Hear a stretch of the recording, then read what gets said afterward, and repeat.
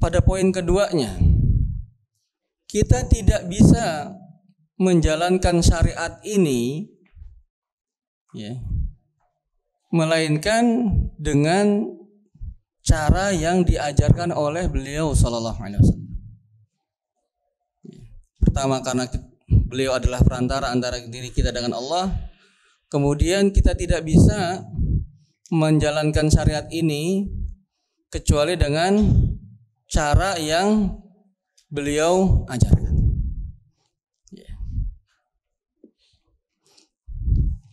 Karena beribadah kepada Allah Subhanahu wa taala memerlukan dalil, memerlukan landasan hukum, ya.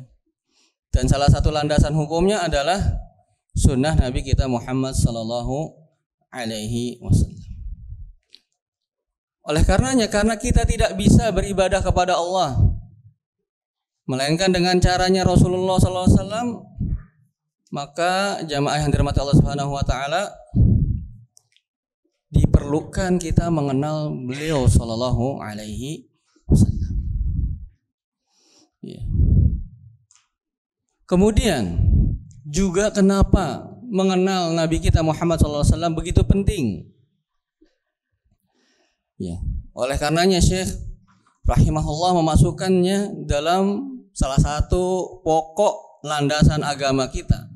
Karena amal ibadah kita tidak akan diterima oleh Allah Subhanahu wa taala melainkan salah satunya adalah mengikuti apa yang dicontohkan oleh Rasulullah SAW ketika beribadah kepada Allah Subhanahu wa taala. Ya. Ya, poin yang keempat adalah karena mencontoh beliau SAW adalah merupakan salah satu syarat amal ibadah kita diterima oleh Allah Subhanahu wa taala. Ya, karena kita ketahui jamaah yang dirahmati Allah bahwasanya syarat amalan itu diterima oleh Allah Subhanahu wa taala ada dua. Yang pertama, ikhlas. Yang kedua, ittiba, yaitu mencontoh Rasulullah sallallahu alaihi wasallam. Tidak akan diterima semua amal ibadah melainkan terpenuhi dua unsur ini. Kalau salah satu unsur terpenuhi, yang lain tidak, maka ibadahnya tidak akan diterima.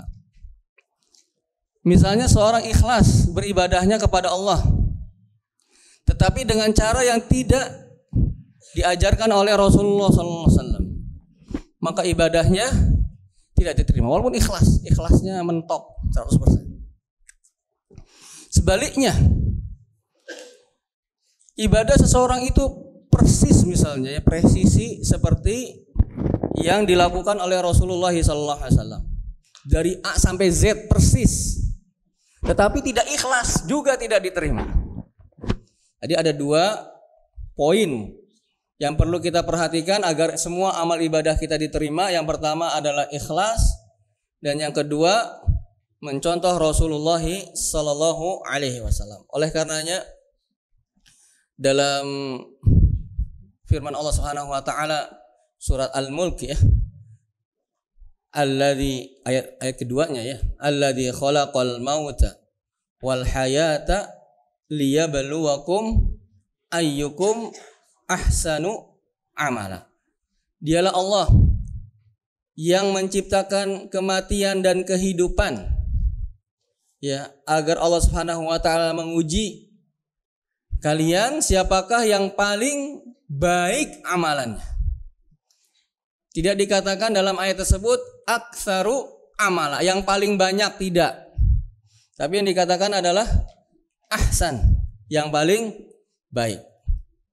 Dalam tafsir Al-Baghawi ya, dinukil perkataan Fudail bin Iyad menjelaskan apa yang dimaksud dengan ahsan, amalan yang paling baik. Maka beliau mengatakan akhlasuhu wa aswabuhu. Yang dimaksud dengan ahsanu amala, menguji kalian siapa dari antara kalian yang paling baik amalnya. Yang dimaksud dengan yang paling baik adalah yang paling ikhlas dan paling benar. Ya, Allah itu menguji kita, siapa dari kita yang paling Baik amalannya maksudnya yang paling ikhlas dan paling benar. Kalau gitu bagaimana atau apa yang dimaksud dengan yang paling ikhlas dan yang paling benar? Beliau mengatakan waqala al-amalu la yuqbalu hatta yakuna khalisan shawaban. Suatu amalan itu tidak akan diterima oleh Allah Subhanahu wa taala sampai dia itu ikhlas dan benar. Ya. Al-khalisu idza kana lillah. Yang ikhlas maksudnya adalah karena untuk Allah.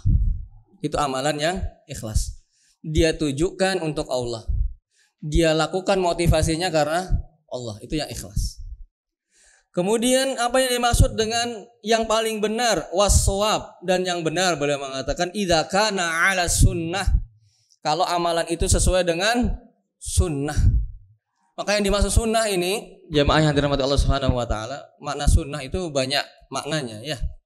Secara bahasa artinya jalan ya, at-thoriq atau cara. Itu sunnah. Ya. Adapun yang dimaksud dengan sunnah di sini adalah semua hal yang disandarkan kepada Rasulullah SAW. Sunnah dalam artian yang luas. Bukan sunnah kalau dikerjakan dapat pahala, kalau ditinggalkan apa? Tidak apa-apa. Itu dalam tinjauan fikih, betul. Tetapi dalam tinjauan akidah atau makna sunnah secara umum adalah semua hal yang disandarkan kepada Rasulullah SAW. Itu yang dimaksud dengan sunnah. Ya. Baik perkataan, ucapan, ya, perbuatan, persetujuan, ya, sifatnya Rasul, baik fisiknya ataupun sifat akhlaknya, maka semua yang disandarkan kepada Nabi Sallallahu Alaihi Wasallam disebut apa? Sunnah. Itu yang seringkali orang salah kaprah gitu ya. Iya. Ini kajian sunnah, berarti ada kajian makruh gitu. Ada yang lainnya begitu. Ada ulama sunnah, ada ulama bukan sunnah misalnya. Sunnah dalam makna yang luas. Semua yang disandarkan kepada Rasulullah. Kalau begitu di dalamnya ada yang wajib ya. Kan semua yang disandarkan kepada Rasulullah di dalamnya ada yang wajib, ada yang sunnah dalam hal fikih dan seterusnya. Maka yang disebut dengan yang benar, suatu amalan benar adalah makana ala sunnah, yang sesuai dengan sunnah dalam artian yang dicontohkan oleh Rasulullah Sallallahu Alaihi Wasallam. Oleh karenanya penting bagi kita untuk mengenal Nabi kita Muhammad Sallallahu Alaihi Wasallam. Baik, ada berapa poin atau berapa alasan mengapa mengenal Nabi kita Muhammad Sallallahu Alaihi Wasallam itu penting? Yang pertama, kita review karena beliau adalah perantara antara diri kita dengan Allah. Yang kedua, kita tidak bisa beribadah atau menjalankan syariat kecuali dengan contoh dari Rasulullah SAW. Kemudian yang seterusnya, kita tidak bisa beribadah sesuai yang diinginkan oleh Allah ya, tanpa penjelasan dari Rasulullah SAW. Yang keempat, kenapa penting? Yang tadi, yang terakhir itu, karena amal ibadah kita tidak akan diterima oleh Allah apabila tidak sesuai dengan contoh dari Rasulullah atau sunnahnya Rasulullah SAW. Tadi yang penjelasan tentang alladzi khalaqal mauta wal hayata liyabluwakum ayyukum ahsanu amala. Baik. Kemudian gimana caranya kita mengenal Rasulullah SAW? Ada beberapa poin. Yang pertama adalah mengenal nasab beliau Sallallahu Alaihi Wasallam. Ya. Nasab itu apa sih? Bahasa Indonesia apa? Keturunan. Dari mana asalnya? Dari mana? Baik. Makanya beliau penulis rahimahullah mengatakan wa huwa, dan beliau adalah Muhammad bin Abdillah ibni Abdil Muttalib bin Hashimin. Jadi Nabi kita Muhammad SAW ayahnya namanya siapa? Abdullah. Kakeknya Abdul Muttalib. Buyutnya Hashim. Iya. Kalau kita jarang sampai buyut ya. Mentok di kakek, kadang-kadang kakek juga lupa siapa kakeknya, namanya nggak tahu. Ya. Orang Arab mereka sangat perhatian dengan nasab. Bisa menyebutkan 10 ke atas. Ya, 10 dari dirinya kemudian ke atasnya. Kalau kita 3 saja udah mentok ya. Sampai kakek, di atasnya kakek nggak tahu.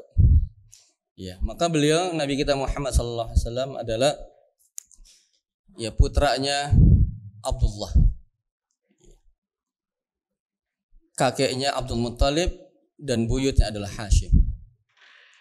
Dan Nabi kita Muhammad SAW itu punya beberapa sebutan atau nama. Kadang-kadang kita kan satu orang nih, tapi kadang-kadang disebutnya banyak ya. Iya nggak Bapak? Waktu kecil kita dipanggil teman sekolah kita ini, teman main kita itu gitu ya. Ada beberapa nama. Dan Nabi kita Muhammad SAW memiliki beberapa nama. Ya. Sebagaimana dalam sebuah hadis yang diriwayatkan oleh Bukhari dan Muslim, beliau mengatakan, Ana Muhammad. Nama beliau yang pertama sudah kita kenal, yaitu Muhammad. Wa ana Ahmad. Nama beliau juga apa? Ahmad. Iya. Wa ana Al-Mahi. Ya, panggilan beliau adalah Al-Mahi.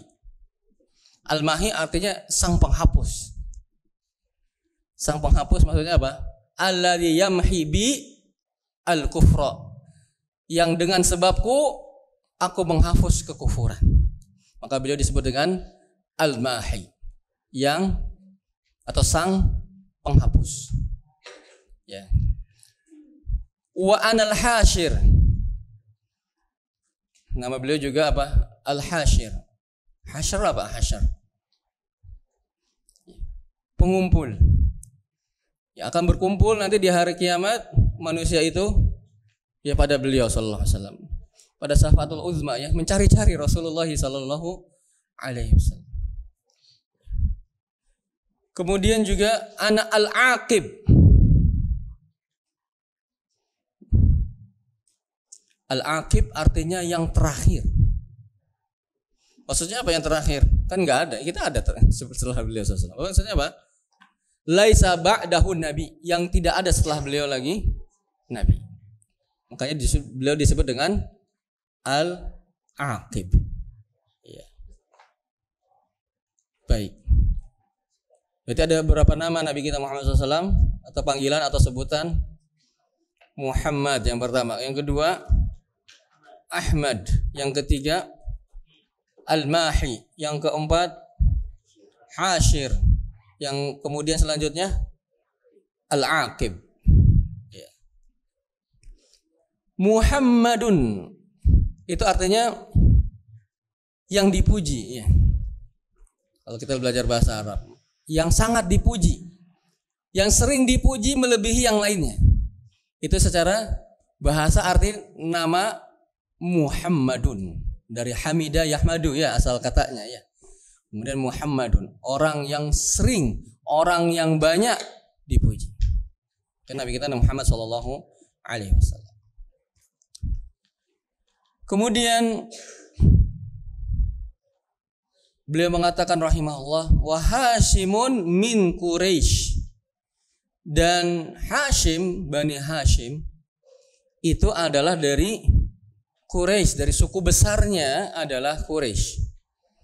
Ya, di dalam suku Quraisy ini punya yang kecil-kecilnya. Tapi orang luar melihatnya itu Quraisy, begitu ya. Di dalam Quraisy itu ada Bani Hashim dari Rasulullah SAW. Ada part-partnya lagi, bagian-bagiannya lagi. Ya, Quraisy itu. Bani Hashim, Bani Adi, ya, kemudian apa lagi? Bani Makhzum. Jadi ada ini lagi yang kecil-kecil lagi, ya.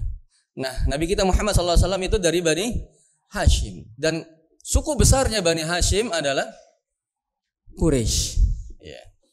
Suku Quraisy. Kemudian Wa Quraisy minal Arab. Lebih besar dari Quraisy adalah apa? Sukunya Arab. Iya. Dan beliau sallallahu alaihi wasallam tadi yang kita sebutkan. Ya. Quraisy, Bani Hashim itu semua adalah keturunan-keturunan atau kelompok atau kabilah yang sangat mulia dari yang disebutkan tadi. Dari suku Arab yang paling terhormatnya di antara mereka, suku yang sangat dihormati adalah Quraisy.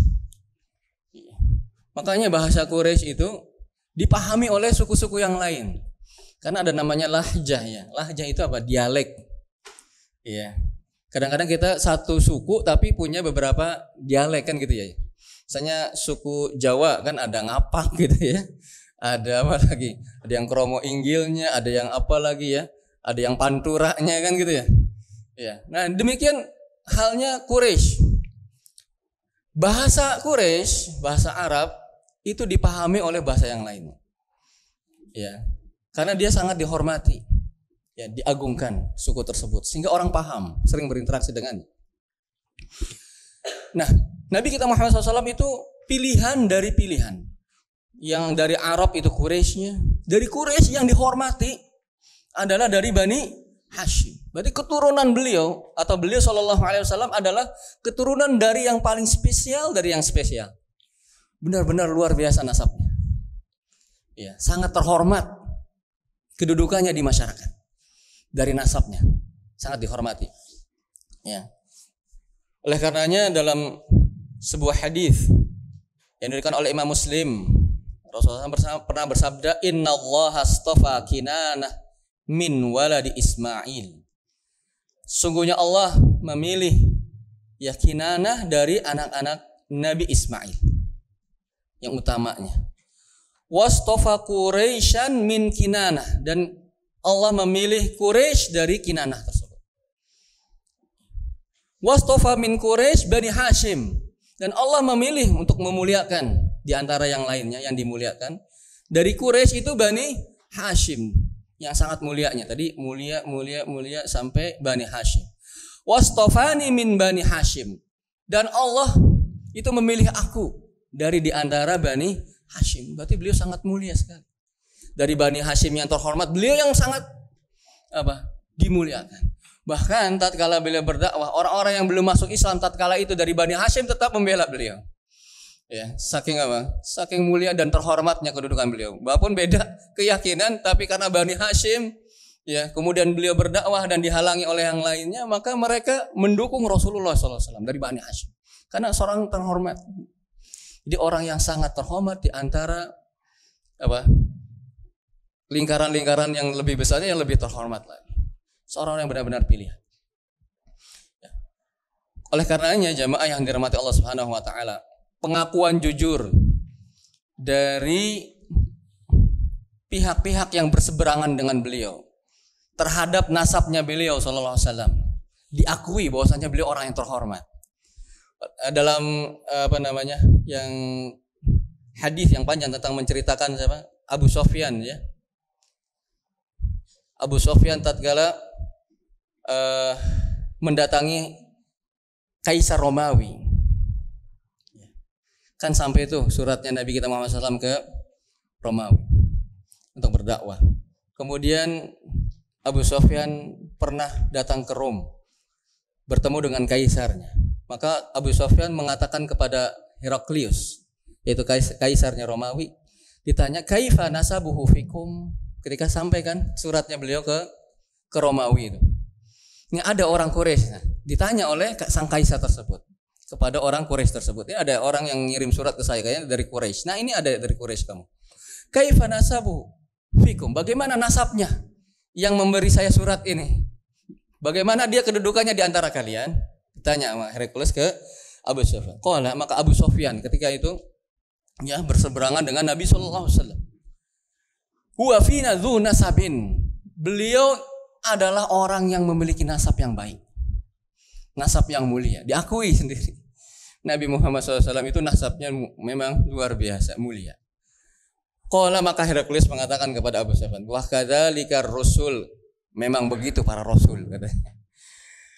Tub'atsu fi nasabi qaumihi, ketika diutus di tengah kaum-kaumnya. Demikianlah keadaannya rasul, utusan-utusan itu. Mereka adalah orang-orang yang memiliki nasab yang baik. Ya. Kemudian jemaah yang dirahmati Allah Subhanahu wa taala, poin yang kita akan sampaikan bahwasanya Nabi kita Muhammad sallallahu alaihi wasallam adalah orang yang terhormat dari sisi nasab beliau sallallahu alaihi wasallam. Bukan orang yang dipandang remeh nasabnya, dimuliakan nasabnya. Pilihan dari yang terpilih beliau sallallahu alaihi wasallam. Itu dari sisi nasab. Ya. Kemudian walahu minal umri, dan beliau berusia salasun wasittuna sana. Usia beliau sallallahu alaihi wasallam ya ketika wafatnya adalah berapa tahun? 63 tahun. Dan ini poin kedua dari mengenal Nabi kita Muhammad sallallahu alaihi wasallam. Setelah poin yang pertama. Tadi poin yang pertama apa? Mengenal nasab. Yang kedua ini adalah mengenal umurnya, tempat kelahirannya sallallahu alaihi wasallam. Usia beliau ketika wafat adalah 63 tahun. Ya. Minha, di antara 63 tahun tersebut, arba'una qablan nubuwah, itu 40 tahun sebelum diangkat menjadi nabi. Berarti tatkala apa? Diangkat menjadi nabi umurnya 40 tahun. Ya. Wa salasun wa ishruna nabiyan rasulah. Dan 23 tahun beliau sebagai nabi dan rasul. Di umur beliau sallallahu alaihi wasallam 63 tahun. Berdakwahnya berapa tahun? Nabi kita Muhammad SAW mulai berdakwah berapa tahun? Semuanya total dakwahnya Nabi kita 23 tahun. 23 tahun sampai saat ini dampak dakwahnya terus ya berkembang dan terus berkembang. Ya ini Masya Allah ya. Alhamdulillah, dan kita ini merupakan nikmat jemaah, menjadi salah satu umatnya Nabi kita Muhammad sallallahu alaihi wasallam. Dimuliakan oleh Allah Subhanahu wa taala. Maka jangan sia-siakan nikmatnya. Menjadi umatnya Nabi kita Muhammad sallallahu alaihi wasallam. Beriman kepada beliau sallallahu alaihi wasallam.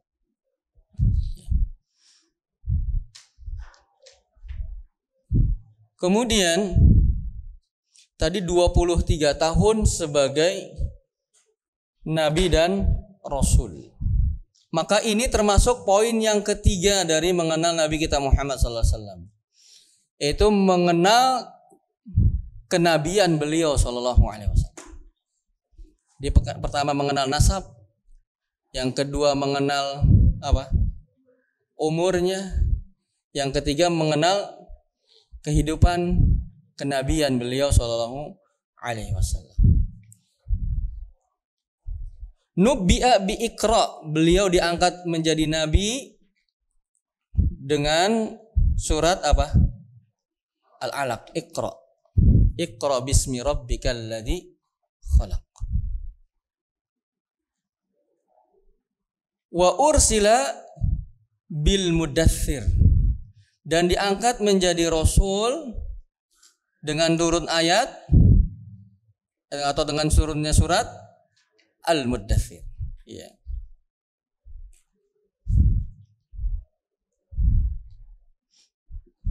Jadi beliau sallallahu alaihi wasallam itu seorang nabi dan juga menjadi rasul. Kemudian wa baladuhu Makkah. Wa baladuhu Makkatu, dan negerinya adalah atau kampungnya adalah Makkah. Wa hajara ilal Madinah, dan beliau berhijrah ke Madinah.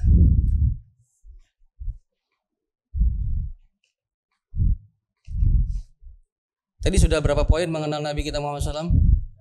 3. Ba'athahullahu bin nidharati 'ani syirki. Allah mengutus beliau untuk memperingatkan manusia dari kesyirikan. Wa yad'u ila tauhid, dan menyeru atau mengajak kepada tauhid. Nah, ini poin yang keempat dari mengenal Nabi kita Muhammad sallallahu alaihi wasallam. Ya, yaitu mengetahui tujuan Allah Subhanahu wa taala mengutus beliau. Jadi Allah mengutus beliau adalah apa? Untuk apa? Untuk memperingatkan manusia dari kesyirikan dan mengajak kepada tauhid. Dan semua rasul seperti itu. Bukan beliau saja. Bukan Nabi kita Muhammad sallallahu alaihi wasallam saja. Semua utusan yang Allah Subhanahu wa taala kirim kepada manusia, tujuan utamanya adalah ini, yaitu untuk memperingatkan manusia dari kesyirikan dan mendakwahkan kepada tauhid. Sudah pernah kita sampaikan belum ayat-ayatnya? Sudah pernah jamaah? Ya, mungkin kalau lupa kita ingatkan kembali. Banyak ayat-ayat dalam Al-Quran yang menjelaskan bahwasanya semua utusan, semua rasul tujuannya ini. Misi utamanya adalah ini, menjauhkan manusia dari kesyirikan dan mendakwahkan kepada tauhid, mengajak manusia hanya beribadah kepada Allah Subhanahu wa taala saja. Semuanya. Makanya oleh karena itu mempelajari tauhid adalah perkara yang sangat penting sekali. Karena dengan tujuan itu Allah Subhanahu wa taala mengutus para rasulnya semuanya, termasuk Nabi kita Muhammad sallallahu alaihi wasallam. Tujuan utamanya untuk itu. Ya, semua misi dakwah para rasul semuanya sama. Oleh karena itu penting bagi kita untuk mempelajari hakikat tauhid. Sangat penting, sangat urgen. Karena tidak ada nabi pun yang Allah utus melainkan untuk itu. Tujuan utamanya, misi utamanya. Dalam surat An-Nahl ayat 36. Ini saya bawakan catatan seorang murid SMP. Dia catatannya lengkap, saya fotokopi. Pelajaran seperti di kelas gitu ya. Dia catatannya saya lihat lengkap, saya fotokopi saja. Beliau catat ini. Seorang perempuan ya, catat. Insyaallah ya. Dan ada beberapa yang seperti itu jamaah. Ada yang ikut kajian, dia tulis semua yang ada di kajian tersebut secara lengkap. Kemudian akhirnya jadikan buku oleh Ustadz. Ada. Ya, buku yang Ustadz Abu Isa itu. Itu bukunya itu bukan beliau nulis, tapi dari catatan santrinya yang nulisnya beliau periksa. Demikian pula Syekh Muhammad bin Shalih Al-Utsaimin rahimahullah. Kebanyakan kitab beliau itu adalah kajiannya. Kemudian ditulis, ada timnya menulis ya semua yang disampaikan oleh Syekh Muhammad bin Shalih Al-Utsaimin. Kemudian setelah itu disodorkan ke beliau, karena bahasa tulisan dengan bahasa lisan kan beda kadang ya. Beliau sesuaikan lagi baru diterbitkan jadi kitab. Dan banyak yang seperti itu para ulama. Asalnya buku mereka atau kitab mereka itu dari kajian-kajian, dari pengajaran-pengajaran yang mereka sampaikan. Tadi surat An-Nahl ayat 36. Allah Subhanahu wa taala berfirman, "Wa laqad ba'atsna fi kulli ummatin rasulan an ya'budullah wajtanibut taghut." Ya, ini kita sampaikan untuk memang agar benar-benar kita mengetahui pentingnya hakikat tauhid. Semua rasul seperti itu dakwah. Ya. Tadi surat apa? An-Nahl ayat 36.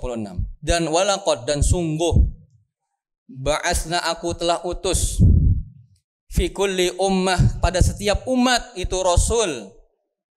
Agar apa? Agar mengatakan kepada kaumnya, an ya'budullah, beribadalah kalian kepada Allah, wajtanibut taghut, dan jauhilah sesembahan selain Allah Subhanahu. Semua umat ada rasulnya. Semua rasul pada umat tersebut itu yang dia ucapkan kepada kaumnya, an ya'budullah wajtanibut taghut. Dalam surat Al-A'raf ayat 59. Nanti bapak-bapak bisa juga baca di rumah mungkin ya ayat-ayatnya. Kalau tidak sempat melihat sekarang di sini, ya kalau bisa alhamdulillah. Kalau tidak bisa nanti dibuka di rumah Ya diingat-ingat ayat-ayatnya agar oh iya, ini dakwahnya para rasul loh, dakwah tauhid. Ya, bukan apa namanya? Tauhid itu bukan hal yang remeh, masa tauhid terus dakwah. Ya, aku kalau dakwah tauhid tidak banyak berpengaruh misalnya, naudzubillah. Atau tidak akan bangkit umat ini kalau dakwahnya tauhid, atau dakwah tauhid memecah belah umat misalnya. Ya, padahal itu dakwah tauhid adalah dakwah yang Allah Subhanahu wa taala perintahkan kepada setiap rasul untuk menyampaikan hal tersebut. Ya. Kemudian dalam surah Al-A'raf ayat 59 Allah berfirman, "Walaqad arsalna Nuhan." Dan sungguh aku telah utus Nuh alaihissalam ila qaumihi, kepada kaumnya. Faqala, maka dia berkata kepada kaumnya, Nabi Nuh alaihissalam, "Ya qaumi, wahai kaumku, u'budullah, beribadahlah kalian kepada Allah, ma lakum min ilahin ghairuh." Tidak ada satupun ilah ya selainnya. Ilah maksudnya apa?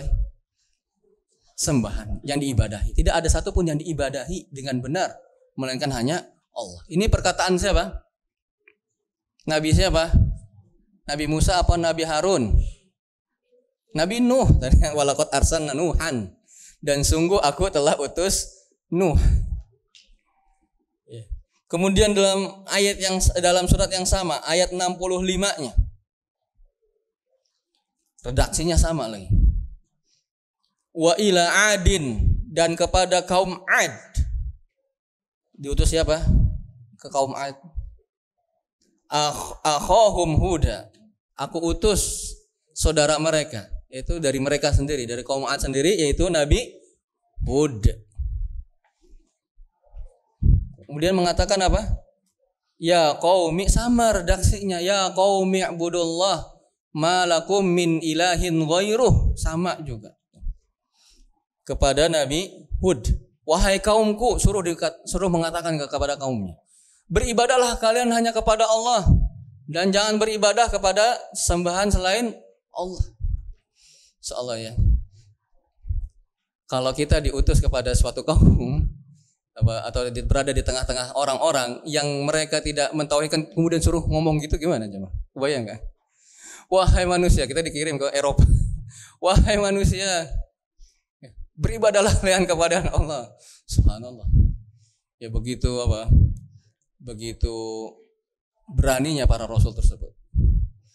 Ya, karena memang inilah hakikat kebenaran yang diutus beliau kepada orang-orang tersebut untuk menyelamatkan mereka. Jadi mendakwahkan tauhid itu dakwah yang penuh kasih sayang. Ya, bukan dakwah yang keras, bukan. Karena sayangnya ingin agar semua orang itu tidak terjatuh kepada kesyirikan kan. Dan dakwah tauhid bukan pemecah belah. Justru yang memecah belah itu syirik, ya enggak? Kalau tidak karena syirik kan orang bersatu dalam tauhid kan gitu ya. Karena syiriklah yang memecah belah. Akhirnya ada yang tidak bertauhid kepada Allah. Kemudian surat apa lagi? Masih surat Al-A'raf ayat 73. Wa ila samuda akhahum salihah, dan kepada kaum Samud aku utus, kata Allah, saudara mereka yaitu Nabi Saleh, mengatakan sama, ya qaumi ibudullah ma lakum min ilahin ghairuh, sama surat Al-A'raf ayat 73. Ya. Kemudian ayat 85-nya dalam surah Al-A'raf ada beberapa ayat itu. Jadi ayat 85, wa ila Madyan akhahum Syu'aiba, dan kepada kaum Madian aku utus saudara mereka yaitu Nabi Syu'aib, sama, ya qaumi ibudullah ma lakum min ilahin ghairuh, redaksinya sama. Disuruh mengucapkan kepada kaumnya, wahai manusia, beribadahlah kalian kepada Allah dan jauhilah peribadahan kepada selain Allah. Ya. Kemudian dalam surat Al-Anbiya ayat 25, ini juga menguatkan bahwasanya tidak ada satupun rasul melainkan misi dakwahnya atau inti dakwahnya adalah itu yang tadi kita sampaikan, menjauhkan manusia dari kesyirikan dan mengajak kepada tauhid. Allah Subhanahu wa taala berfirman, "Wa ma arsalna min qablika min rasulin." Dan tidaklah aku utus, kata Allah, sebelum engkau wahai Nabi Muhammad, dari seorang rasul pun. Tidak ada satu orang rasul pun yang aku utus, kata Allah, sebelum engkau. Illa nuhi ilaihi, melainkan aku wahyukan kepadanya. Annahu la ilaha illa ana fa'budun, bahwasanya tidak ada sesembahan yang berhak diibadai dengan benar kecuali aku, maka beribadalah kalian kepadaku. Ya. Ini menunjukkan jamaah yang dirahmati Allah Subhanahu wa taala, semua dakwah atau tidak satu orang rasul pun yang tidak menyampaikan misi dakwah ini. Ya, misi dakwahnya adalah apa? Dakwah tauhid. Karenanya sangat penting bagi kita untuk mempelajari tauhid.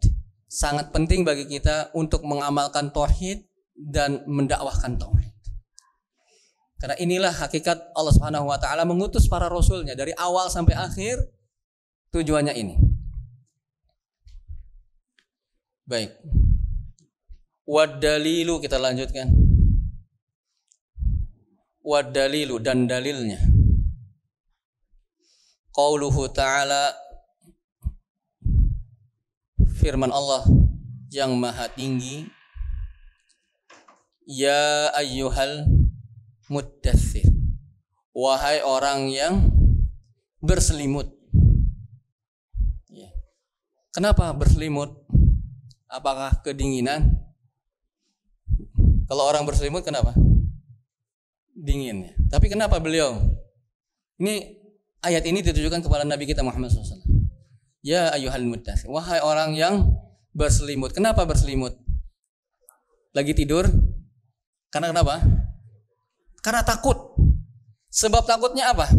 Adalah sebuah hadis yang diriwayatkan oleh Imam Bukhari dan Muslim. Sebabnya kenapa? Kenapa disebut ya ayyuhal muddaththir?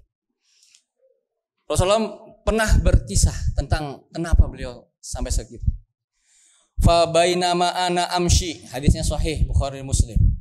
Tatkala aku sedang berjalan, kata beliau sallallahu alaihi wasallam, idza sami'tu sautan minas sama, tiba-tiba aku mendengar suara dari langit. Lagi jalan ada suara dari langit. Kemudian fa rafa'tu basari, aku pun mengangkat pandanganku. Ada apa tadi? Suara apa itu? Kibalas sama, ke arah langit. Tiba-tiba apa yang beliau lihat, jemaah? Fa'idhal malak, tiba-tiba ada, bukan seorang ya, semalaikat. Malaikat bukan orang kan? Ya, tiba-tiba ada malaikat di langit. Alladzi ja'ani bi Hira, yang pernah dulu mendatangiku di gua Hira.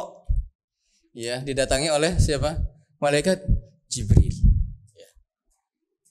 Qaidun ala kursi, sedang duduk di atas kursi.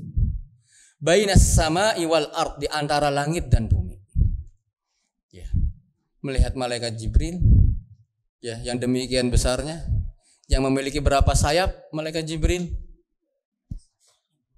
Pernah kan kita sampaikan ya di salah satu usul. Ada berapa? Ada 3 atau 4? 600 sayapnya. Kebayang jemaah betapa besarnya. Melihat malaikat yang sebegitu besarnya dan begitu mengagungkannya, menakjubkan. Fajasastu minhu, maka aku pun ketakutan, terkaget-kaget. Lihat ada suara, pas dilihat malaikat. Kita jangan malaikat ya, pas dilihat orang yang gede aja udah kaget kan gitu ya. Yang dilihat malaikat di langit. Maka jasastu minhu, maka aku pun kaget, takut. Iya.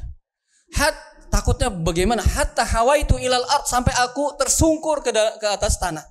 Sampai jatuh saking takutnya melihat makhluk Allah Subhanahu wa taala yang begitu besarnya. Ya, sampai aku tersungkur ke atas tanah. Faji'tu ila ahli, setelah itu aku pulang ke keluargaku. Fakultu, maka aku mengatakan zammiluni. Selimuti aku. Ya. Fazamiluni, maka beliau pun diberi selimut. Maka turun, ya ayyuhal muddaththir, wahai orang yang beriman. Qum fa'anzir, bangun dan berilah peringatan. Ya. Wa rabbaka fakabbir, dan agungkanlah Rabbmu, sampai seterusnya. Wa thiyabaka fatahhir, dan bajumu sucikanlah. Wa rujza, dalam bacaan yang lain wa rijza, ada yang rujza, ada yang rijza. Wa rujza fahjur. Iya, dan ar-rijz atau ar-rujz, maka jauhilah. Nanti ar-rujz itu apa? Ar-rijz itu apa? Wala tamnun tastakthir, janganlah engkau memberi dengan harapan mendapatkan balasan yang lebih banyak. Wali rabbika fasbir, dan sabarlah karena Rabbmu. Ya, turunlah ayat ini. Ya, pada beliau sallallahu alaihi wasallam yang beliau ketakutan. Ya. Kemudian jamaah yang dirahmati Allah Subhanahu wa taala, pada ayat yang kita baca tadi, itu adalah ayat yang menunjukkan Nabi kita Muhammad SAW diperintahkan oleh Allah Subhanahu wa taala untuk menyampaikan wahyu kepada orang lain. Dengan kata lain, diangkat menjadi rasul untuk menyampaikan kepada umatnya yang lain tentang masalah tauhid dan menjauhi dari syirik. Kemudian wa rabbuka fakabbir, dan Rabbmu maka agungkanlah, besarkanlah, muliakanlah. Wa thiyabaka fatahhir, bersihkanlah bajumu. Apa yang dimaksud dengan wa thiyabaka fatahhir, dan bajumu bersihkanlah? Maka ada beberapa makna jamaah dalam tafsir yang dimaksud dengan wa thiyabaka fatahhir, dan bajumu bersihkan.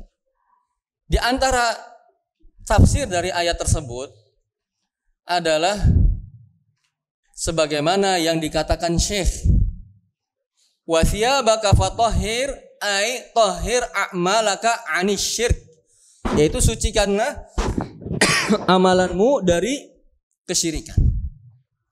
Jadi digambarkan amalan itu seperti pakaian. Wa thiyabaka fatahhir, bersihkanlah, sucikanlah pakaianmu dari kesyirikan. Itu yang pertama dari penjelasan para ahli tafsir. Yang kedua yang dimaksud dengan wa thiyabaka fatahhir adalah mensucikan benar-benar secara hakikinya, yaitu pakaian kita dibersihkan dari hal-hal yang mengotorinya berupa najis. Jadi ada dua tafsiran wa thiyabaka fatahhir. Yang pertama maknawi, yang kedua hakiki. Maknawi itu tidak nampak. Maksudnya apa? Dan amalan-amalanmu maka sucikanlah dari kesyirikan. Ya, jadi amalan itu bisa diungkapkan oleh orang-orang Arab dengan kata thiyab, baju, biasa diungkapkan dengan itu.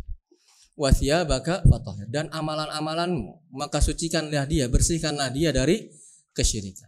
Kemudian makna yang kedua adalah makna hakikinya, yaitu pakaian benar-benar pakaian, maka sucikanlah atau bersihkanlah dari najis.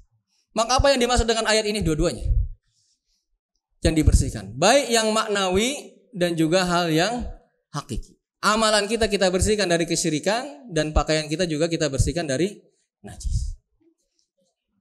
Wa rujza fahjur, dan arrujz maka jauhilah. Maka apa makna arrujz? Bagaimana beliau mengatakan arrujzu al-asnam. Maka yang dimaksud dengan arrujz adalah berhala. Maka berhala-berhala jauhilah.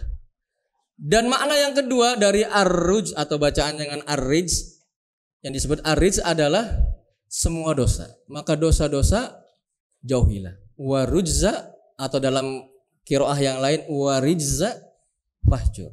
Maka berhala-berhala jauhilah, maka dosa-dosa jauhilah. Karena memang beribadahan kepada berhala adalah merupakan dosa, dan dosa yang sangat besar. Secara umum dosa-dosa jauhilah, terutama dosa yang berkaitan dengan kesyirikan, maka jauhilah. Wa hajruha, beliau mengatakan, dan menjauhinya adalah apa yang dimaksud dengan fahjur, maka jauhilah. Hajruha, menjauhi, maksudnya apa? Tarkuha, meninggalkannya. Meninggalkan segala peribadahan kepada selain Allah. Wal bara'atu minha wa ahliha, dan berlepas diri dari kesyirikan tersebut, dari berhala tersebut dan pelakunya. Jadi meninggalkan atau baro. Baro itu apa sih jamaah yang dirahmati Allah? Yang disebut dengan baro adalah meninggalkan, memutus, tidak mendukung, tidak membantu, tidak menolong. Itu disebut dengan baro. Berarti wafahjur, yaitu baroklah kalian, berlepas dirilah kalian dari sesembahan-sesembahan selain Allah, yaitu berhala-berhala. Tidak mendukung, tidak mensupport, tidak menolong, ya, asnam dan atau berhala-berhala dan pelaku. Baik. Kemudian beliau mengatakan akhadha ala hadza asyara sinin yad'u ila tauhid. Beliau berdakwah tentang tauhid selama 10 tahun. Ya, wa ba'dal asyri urija bihi ila sama, dan setelah 10 tahun ya, beliau dinaikkan ke atas langit. Nah, insyaallah mengenai Isra dan Mi'raj, ya, pembahasannya insyaallah kita akan lanjutkan pada pertemuan yang akan datang insyaallah ta'ala. Jadi ya, pokok yang ketiga adalah mengenal Nabi kita Muhammad SAW. Ada beberapa poin, yaitu pertama mengenal nasab, yang kedua mengenal umurnya, kemudian yang ketiga mengenal kehidupan kenabiannya, yang keempat mengenal tujuannya. Apa tujuannya Nabi kita Muhammad SAW diutus? Untuk menjauhkan dari kesyirikan dan mendakwahkan tauhid. Apakah itu tujuan hanya Nabi kita Muhammad SAW saja? Tidak, semua Rasul Allah utus untuk hal yang sama, misi.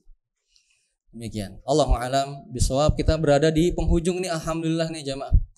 Nanti pembahasan tentang hijrah, Isra Mi'raj, hijrah, dan setelah itu tentang pembahasan tentang togut. Ya, apa yang dimaksud dengan togut yang sering juga disalahpahami oleh sebagian orang, ya. Togut, ya. Dan setelah togut itu penutupnya. Setelah itu alhamdulillah selesai kitab Salasatul Usul. Alhamdulillah kita berada di penghujung dari kitab tersebut. Baik, ada yang ingin disampaikan, kami persilahkan.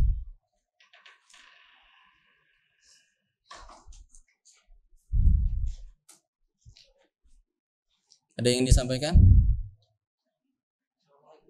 Waalaikumsalam warahmatullahi.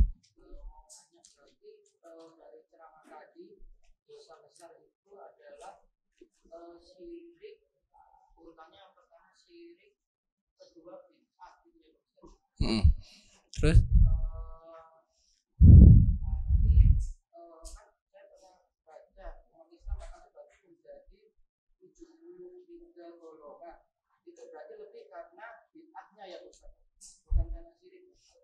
Baik.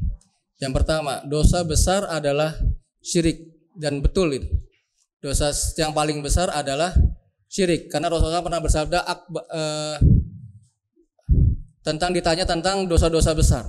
Ya, Rasulullah pernah ditanya tentang dosa-dosa besar. Beliau menjawab yang pertama kali asyirku billah, tentang al-kabair.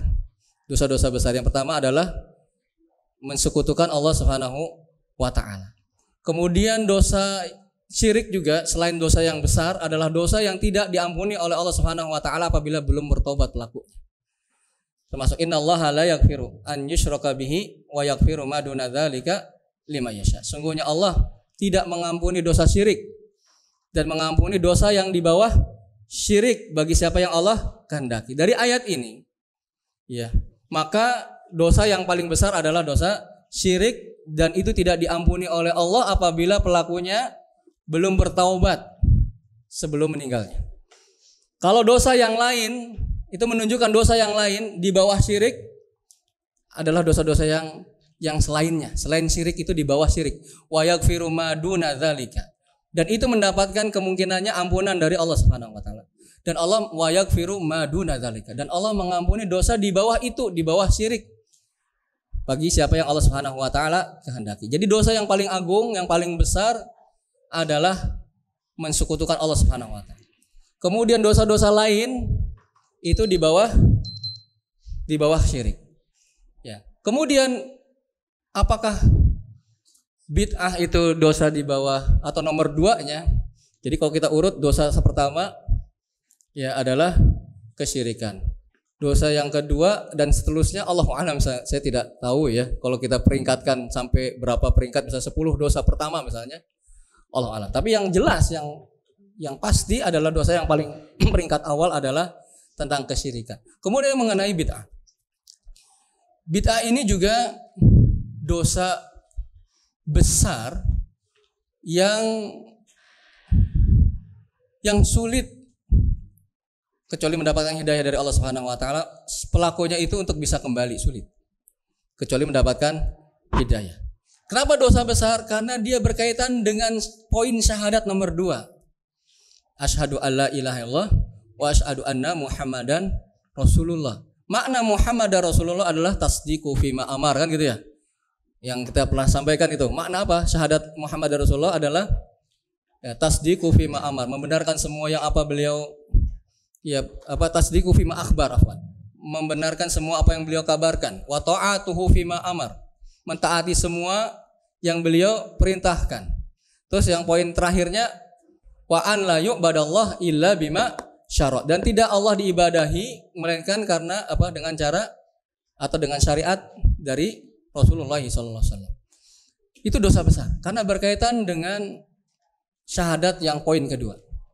Asyhadu anna Muhammadan Rasulullah. Kemudian kenapa pelakunya sulit kembali kepada kebenaran? Karena daripada maksiat. Karena yang melakukan kebid'ahan tidak menganggap perbuatannya itu salah. Itu yang poinnya atau yang sulit. Karena dia merasa beribadah kepada Allah. Kok saya sedang beribadah kepada Allah kok nggak boleh, kan gitu ya?